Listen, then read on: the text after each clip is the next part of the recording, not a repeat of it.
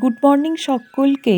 আজকে সোমবার, তো সকাল সকাল স্নান করে চলে এসেছি ঠাকুর ঘরে পুজো করব বলে। তো দেখো এখানে গাঁদা ফুল নিয়ে আসা হয়েছে দু রকম কালারের। তো এই ফুল দিয়ে আমি আজকে মালা গাঁথবো। শিবের মালা গেঁথেছি, এবার আমি রাধারানীর মালা গাঁথবো। তার সাথে দেখো কম্বিনেশন করে ফুল দিচ্ছি।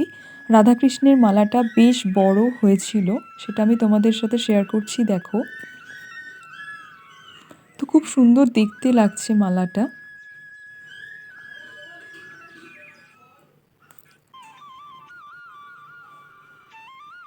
তো লেন্থটা দেখো তোমরা। তো এখানে আমি শিব পুজো করছি, শিবকে মালা পরিয়ে দিয়েছি, শিবের পুজো আমার কমপ্লিট হয়ে গেছে। আদার্স যে যে মালাগুলো গেঁথেছিলাম সেগুলো দেখো আমি তোমাদেরকে দেখানোর চেষ্টা করেছি। তো ফ্রেন্ডস, আমার গাঁথা মালা ঠাকুরকে কেমন লাগছে কমেন্ট সেকশনে জানিও। ভালো লাগলে সাবস্ক্রাইব করো, লাইক করো, কমেন্ট করো। বাই।